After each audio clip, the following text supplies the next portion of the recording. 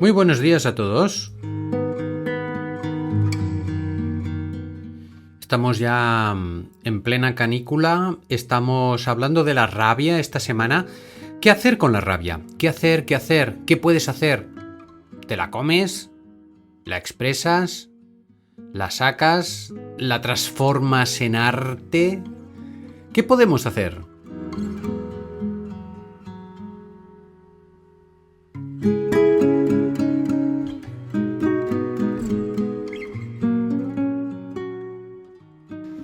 Hola, buenos días a todos. Estamos escuchando el podcast de Psicología y Crecimiento Personal de Joan Contreras. Es un programa que te ayuda a ver las cosas de una manera más positiva, a ver lo bonito en las pequeñas cosas de la vida. Adelante con el programa.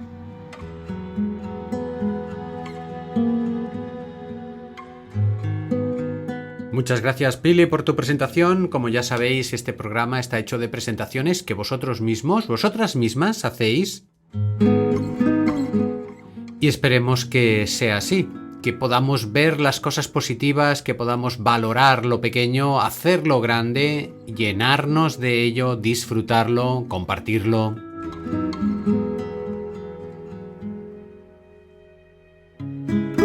Y también te invito a la meditación que haremos este sábado de 8 a 9 de la mañana, día 1 de julio, 1 de julio ya. Si quieres más información, en divulgación@joancontreras.com.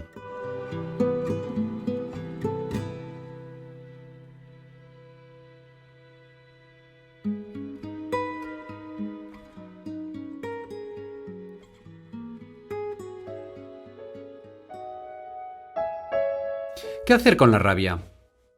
¿Qué haces tú? Esta sería la pregunta del programa de hoy. ¿Qué haces tú cuando tienes rabia? ¿Te coge bruxismo? Que es esa afección que los dentistas te detectan cuando tienes las muelas, el esmalte desgastado, porque aprietas los dientes. Puede ser por rabia, puede ser por estrés también. ¿Tienes dolor cervical? ¿Tienes dolor o molestias estomacales porque te aguantas demasiado la rabia?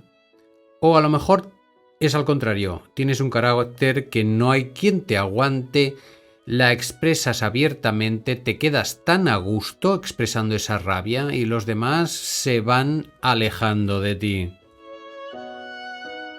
Por lo menos momentáneamente.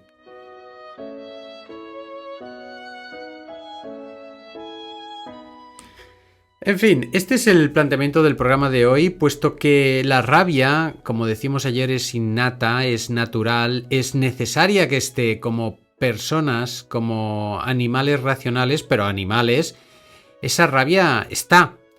Y esa rabia es una forma de crecer personalmente, aceptándola y viendo cuál es el resultado de tener esa rabia, porque a lo mejor tengo mucha rabia y el resultado es que al día siguiente me sigue haciendo rabia, o a lo mejor al día siguiente veo las cosas de otra manera.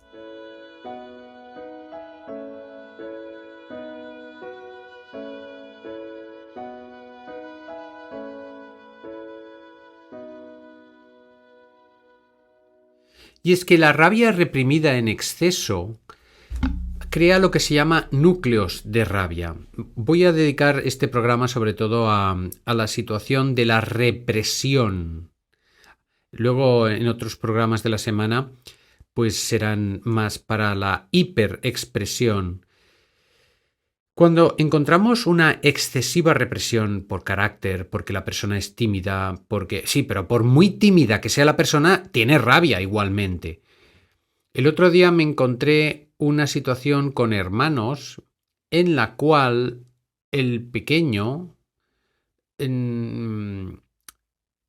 ya dimitía de sus esfuerzos, ¿no? Y decía, bueno, es igual, ya, que lo haga como haga, lo hacemos como quiera mi hermano, porque el hermano mayor, respecto al pequeño, es como dominante o un poco abusón en un momento dado y hay que pararle los pies. Estamos hablando de hermanos, pues entre el pequeño tiene 6 y el mayor tiene 8. y haciendo la sesión, te dabas cuenta que el pequeño decía, bueno, no, ya es igual, lo hacemos como quiera mi hermano.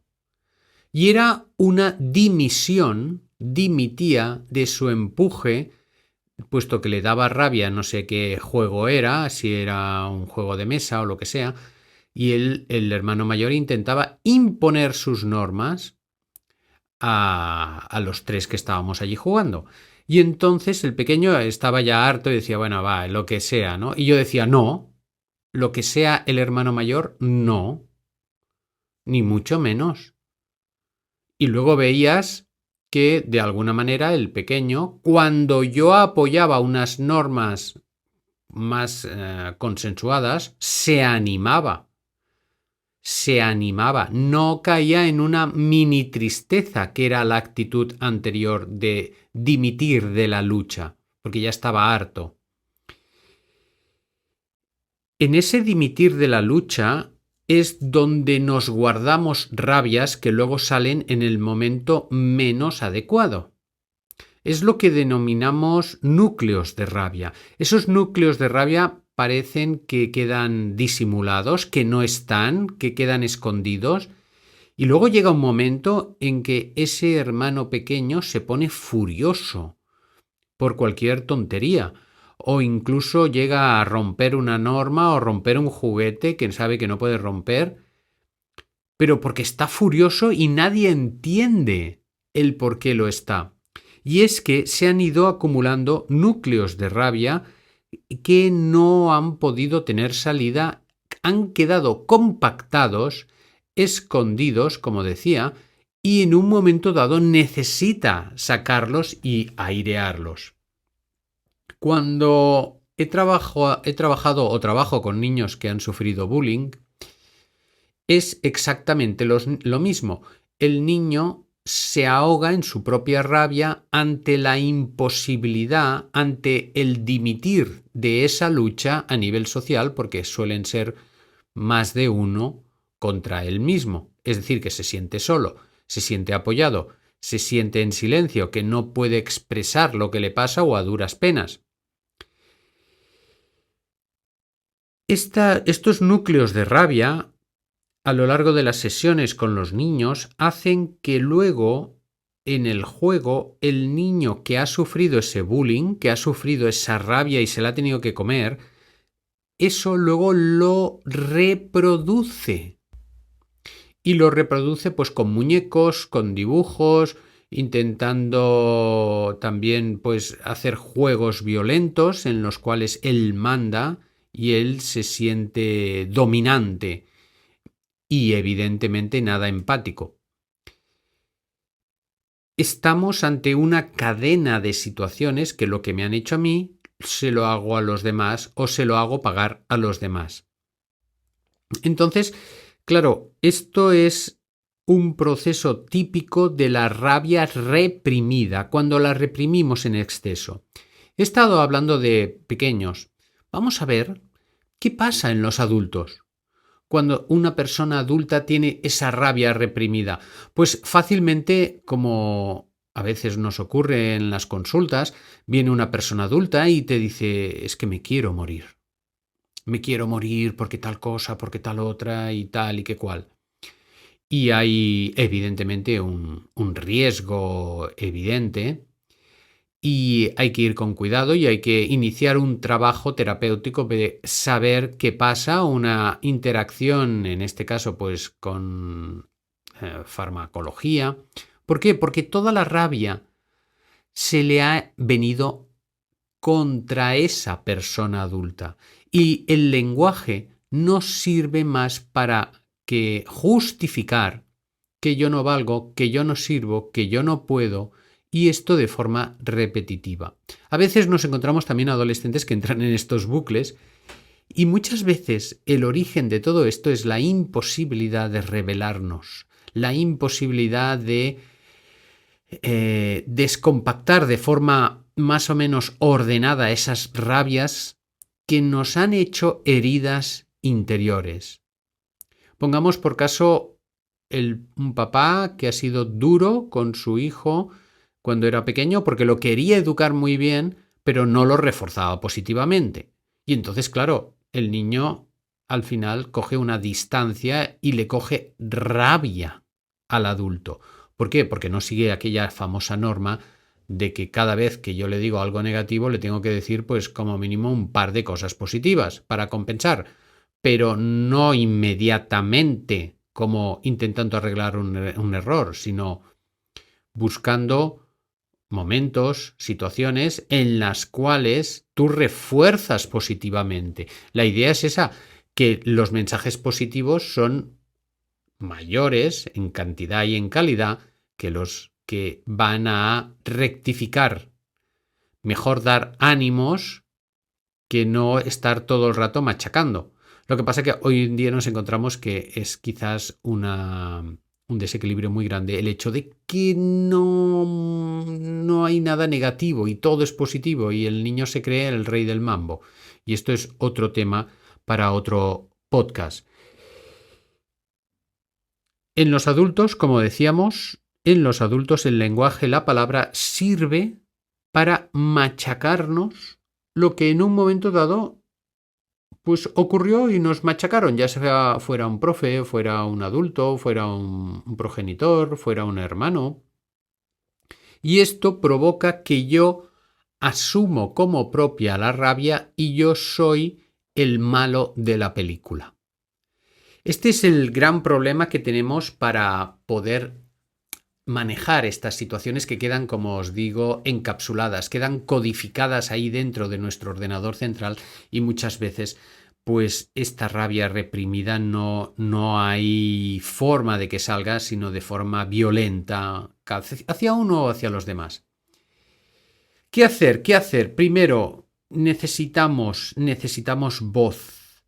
Necesitamos voz interna, voz externa, guía, ayuda, camino, libros, películas, llámale como quieras, terapeuta, coaching, como quieras, asesor personal, amigo de toda la vida, que nos diga que tenemos rabia y poder identificarla. Este es el punto clave. Identificar y tomar conciencia. Y en el momento en que tomamos conciencia, que ponemos nuestra linterna ahí en una emoción que digo, ay, yo tengo esto. No soy rabia, sino tengo rabia. Muchas veces los adolescentes te vienen con el cuento de, es que yo soy así. No.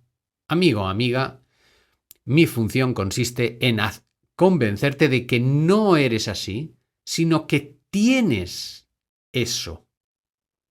Y eso, como lo tienes, lo podemos hacer grande, lo podemos hacer pequeño y no tiene por qué formar parte de tu ser, tal y como lo vives ahora, de forma, pues, desadaptativa. Una vez que hemos tomado conciencia de que tengo esa rabia, porque muchas veces, pero a ver qué pasa, es que tengo rabia porque tengo rabia, ya eso a veces pasa, es decir, uno se siente decepcionado por el exceso de responsabilidad. Y ojo, porque las personas que tienen una excesiva represión de rabia suelen tener un exceso de responsabilidad muchas veces.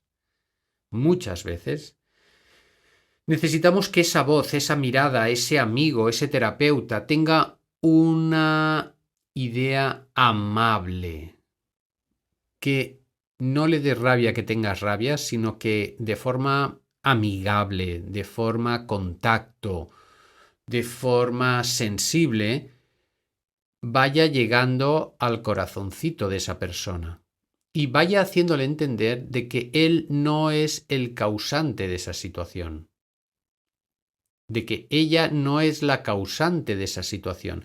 Y eso se llama baja autoestima, porque claro, yo pienso que soy un asco y entonces, pues claro, a partir de ahí imaginad todo lo que se puede llegar a pensar. Ese punto de conexión con la persona, que se sienta acompañada y que se sienta liberada,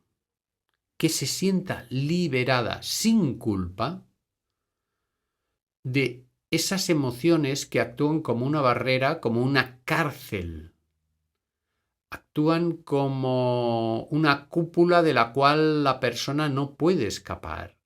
Y son situaciones muy desagradables que entran en bucle y que no dejan evolucionar a la persona. A veces me encuentro eso, niños que han sufrido bullying, que tienen la autoestima por los suelos y que es necesario remontarles. Y es necesario darles esa imagen de poder, de satisfacción en ellos mismos, de que pueden gozar, que pueden disfrutar de la vida como cualquier otro niño y que a partir de ahí no podemos dejar que él mismo se dé cuenta porque es muy difícil. Igual que la persona adulta que dice, es que me siento fatal, la vida no tiene sentido. Muchas veces estamos ante situaciones de rabia que provocan depresiones. Y la propia persona es difícil. Se puede dar cuenta, sí, pero es difícil. A veces es muy, muy, muy difícil. Nos vamos al minuto 16. Mira, sinceramente, yo seguiría hablando otros 16 minutos más de estos temas porque son apasionantes, de cómo esa rabia se encapsula, cómo el enemigo se hace tótem, se hace simbólico y yo me hago pequeñito, pequeñito y diminuto y de un montón de cosas más, pero lo voy a tener que dejar. Mañana seguiré con estos temas. Hoy me he dedicado más a la rabia reprimida. Mañana seguramente hablaré del tema de la rabia expresada en exceso. Y nada más, os animo a que pongáis vuestros comentarios sobre este tema. La pregunta es, ¿qué hacéis con vuestra rabia?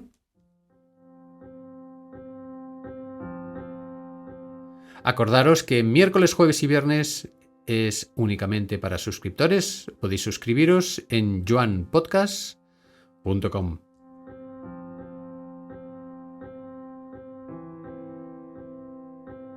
Y para acabar el programa, como siempre, vamos a hacer nuestras respiraciones para liberar, para aligerar, para flexibilizar y para confirmarnos nosotros en nuestra esencia. Inspiramos, retenemos, expulsamos, volvemos a inspirar, retenemos, expulsamos.